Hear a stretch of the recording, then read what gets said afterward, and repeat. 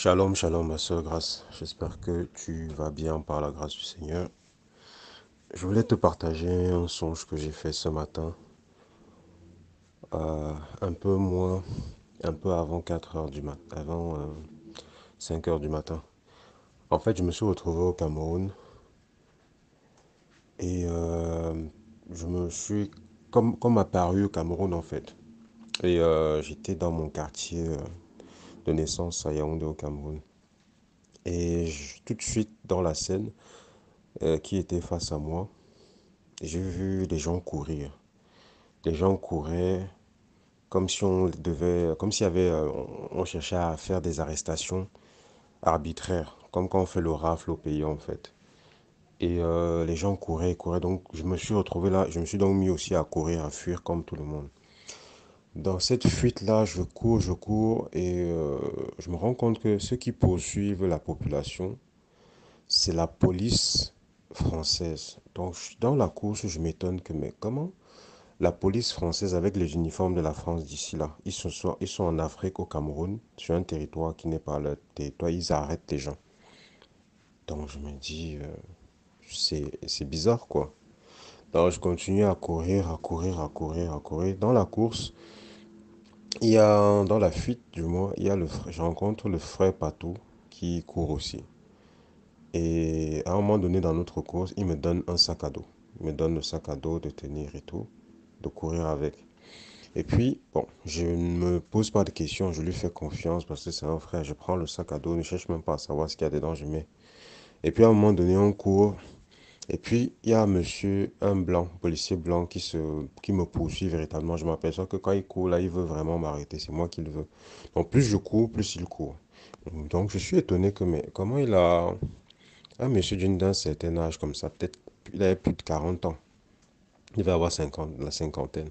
Il a l'énergie de courir derrière moi. Donc en courant, je me dis forcément à un moment donné, il va être épuisé, quoi.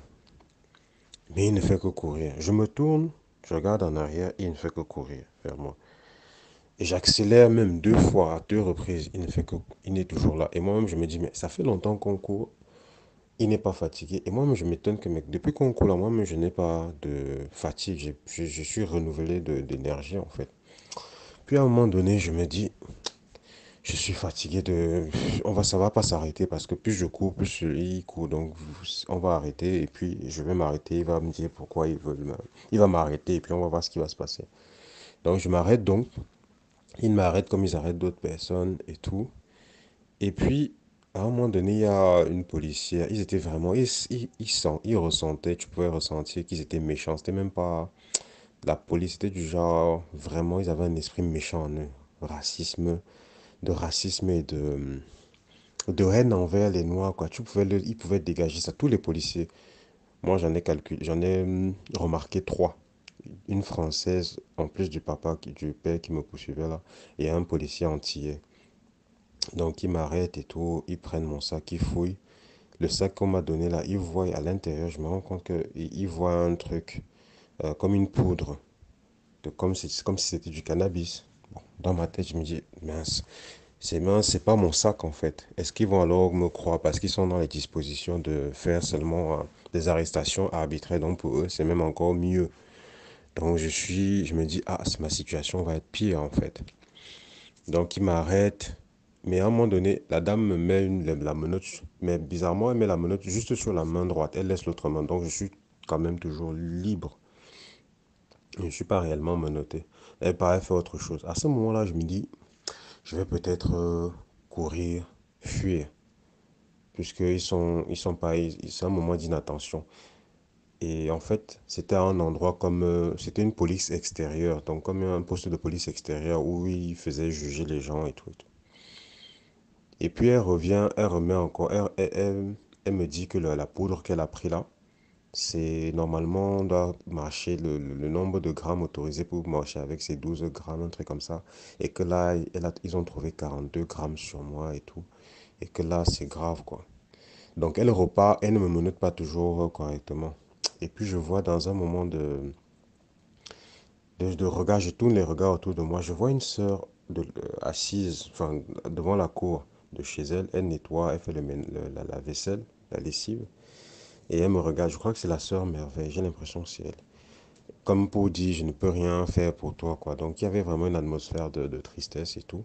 Et là, j'ai profité de, de ce moment d'inattention. J'ai commencé à courir, à fuir en fait, m'échapper d'eux. Parce que euh, ils allaient toujours, enfin, tu vois, je fuis en fait, je fuis.